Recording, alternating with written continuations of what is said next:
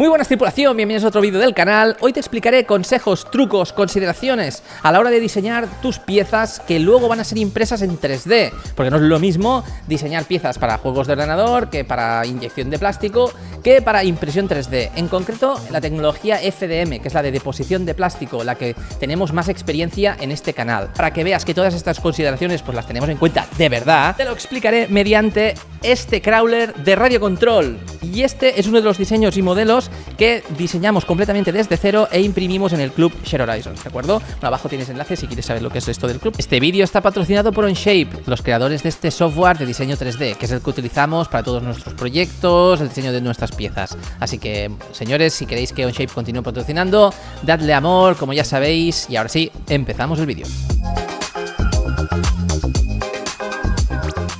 Como primer consejo, señores, el software que estáis utilizando para el diseño de vuestros proyectos y de piezas es muy importante. Nosotros utilizamos desde hace bastantes años, ya 4 o 5 años, Onshape, porque aparte de que es una herramienta gratuita, pues nos permite hacer cosas bastante potentes, como por ejemplo simulaciones de movimiento. Que esto, si nosotros vamos a hacer un proyecto que va a tener piezas móviles o engranajes que van a engranar entre sí, van a mover piezas y tenemos que comprobar el funcionamiento, es mucho mejor que podamos ver que el diseño funciona como mínimo en las simulaciones y así evitaremos el mayor número de problemas cuando tengamos el diseño impreso.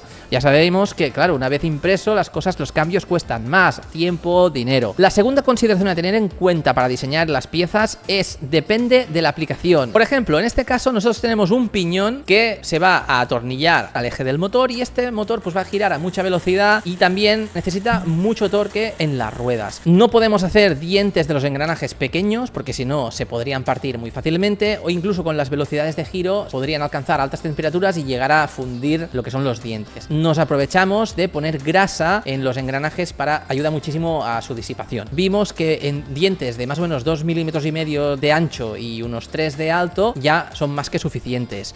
El grosor de los engranajes mínimo de 10. Claro, tenemos un tren de engranajes muy grande, pero es que al ser todo impreso en 3D es necesario. Según la orientación en la que vayamos a imprimir nuestras piezas, vamos a tener que diseñarla en consecuencia. En el caso este que nos ocupa, tenemos estos cardans con este cilindro, transmiten lo que es el giro de los engranajes al piñón del eje delantero. Yo esta pieza la he diseñado teniendo en cuenta la orientación vertical para imprimir. No vamos a diseñar con un ángulo de 90 grados. Hemos diseñado cuando sube de una parte más estrecha a una parte más gruesa, subimos en ángulo de 45 grados más o menos, para evitar tener soportes y esto se imprime perfectamente.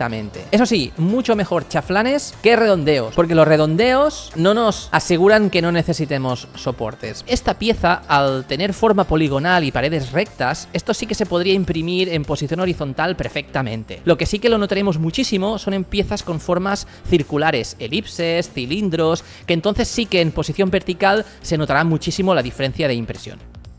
Esta pieza, si os fijáis, tiene 2 pestañitas y esta parte es la que más tiene tendencia a partir, a romper. En impresión 3D, lo más débil es la adhesión de capa. Por este tema, estas 2 pestañas van a sufrir mucho, porque la fuerza de estas pestañas es proporcional a la adhesión de capa de nuestra impresión. Si queremos optimizar que estas pestañas sean lo más fuertes posibles y lo más resistentes posibles, la orientación perfecta para hacer eso sería en horizontal. Ahora, el punto de rotura, que es esta línea vertical, aquí ya es una línea continua. Todos estos perímetros, estas líneas, en este punto de estrés va a ser mucho más resistente, no tiene nada que ver. Consideraciones a tener en cuenta para piezas impresas en horizontal. Por ejemplo, esta pieza lateral que es el chasis del crawler. El laminador es la guía, es lo que nos ilumina el camino a la hora de diseñar. En horizontal, en XY, lo que queremos sobre todo son redondeos. Por ejemplo, en un ángulo de 90 grados, hace así como por ejemplo un rectángulo, pim pam,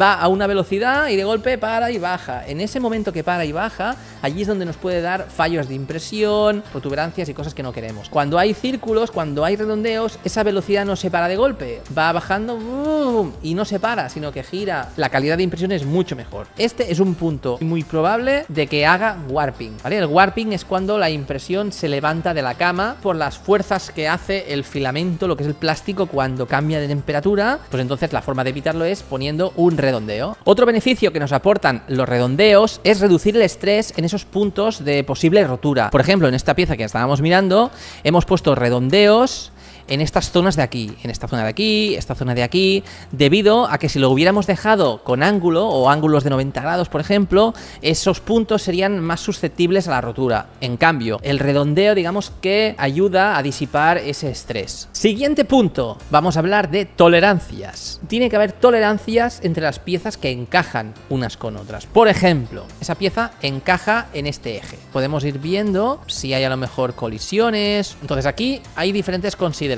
Bueno, esta pieza está pensada para que el tornillo rosque en el propio plástico. Entonces el diámetro de este agujero son 2,8. Bueno, más o menos entre 2,8 y 2,9 milímetros de diámetro es para que rosque un tornillo de métrica 3. Después, si os fijáis, aquí hay una pequeña distancia, hay un hueco entre piezas. 0,1 por este lado, 0,1 por el otro lado, es una distancia más o menos en general de 0,2. Aquí podríamos jugar, señores, aquí vosotros tenéis que imprimir, a ver cómo os encaja. Fijaros, el mismo tornillo agarra la llanta externa, la llanta interna, el adaptador y se atornilla en el eje. El tornillo va a ser pasante toda esta parte de aquí y va a atornillar en el eje. Es decir, este tornillo lo que hace es sujeta la rueda en el eje. Con el uso de poner y quitar las ruedas, si aprietas el tornillo una vez, pues bueno, se va a mantener. Pero si quitas la rueda, pones la rueda, vuelves a quitar la rueda, al final de atornillar y desatornillar, esto no deja de ser plástico y el plástico da de sí y al final lo que va a pasar es que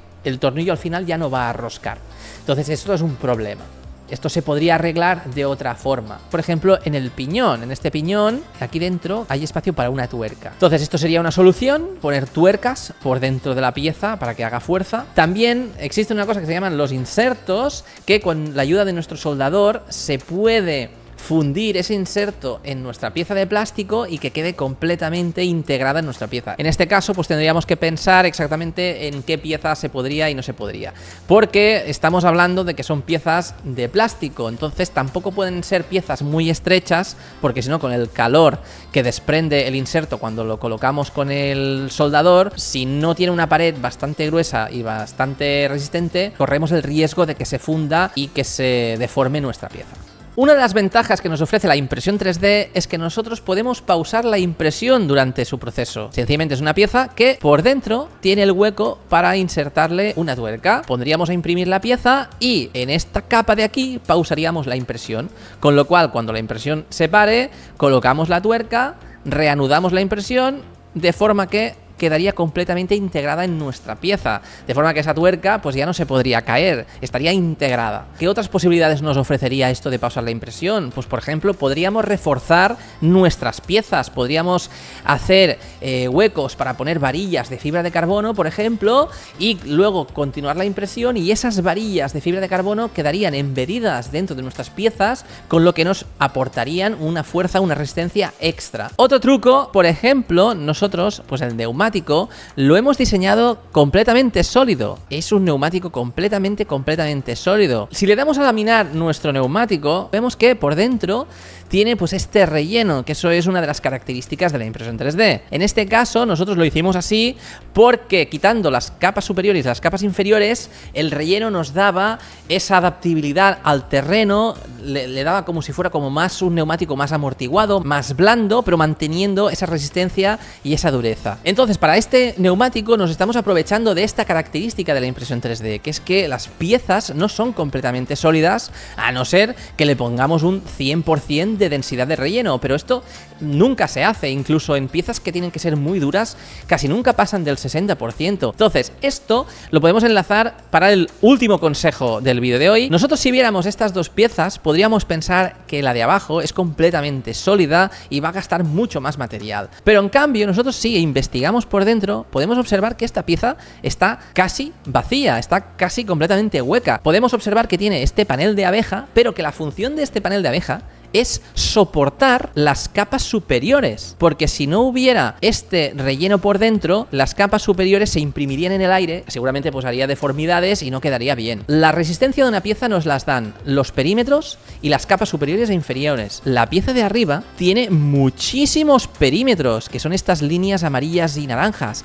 Estos perímetros hacen que la pieza sea mucho más dura y resistente que lo que es el relleno de dentro. Esta pieza sin las cavidades tiene una masa de 36,09 gramos. Y si nos vamos a esta pieza con cavidades, 41,68 gramos. Es decir, que en vez de ahorrar material, hemos añadido material. Y eso es que los perímetros y las capas superiores gastan más material que lo que son los rellenos, que es el relleno de dentro. Por lo tanto, ¿sirve lo de las cavidades? Sí, a nivel de resistencia, a nivel de estructura, porque hace que las piezas sean más resistentes, debido a que tiene más cantidad de perímetros y de capas superiores. Pero a nivel de ahorro de material, no. Y a nivel de tiempo de impresión, tampoco. Porque mira, eso no lo habíamos visto, pero aquí son 3 horas y 5 minutos. Y en cambio en esta son 2 horas y 10 minutos. Si queríamos ahorrar material y ahorrar tiempo, es completamente al revés. En cambio, si lo que queremos es mejorar la resistencia de la pieza y que sea una pieza más fuerte y más dura y más resistente, entonces sí, entonces lo estamos haciendo bien. Y para terminar, me gustaría que en los comentarios me pusieras si utilizas algún otro tipo de técnica, consideración, consejo que no haya dicho en el vídeo y consideres que también sea importante para que lo conozcamos todos. Así que muchas gracias y nos vemos en el próximo vídeo. ¡Hasta luego!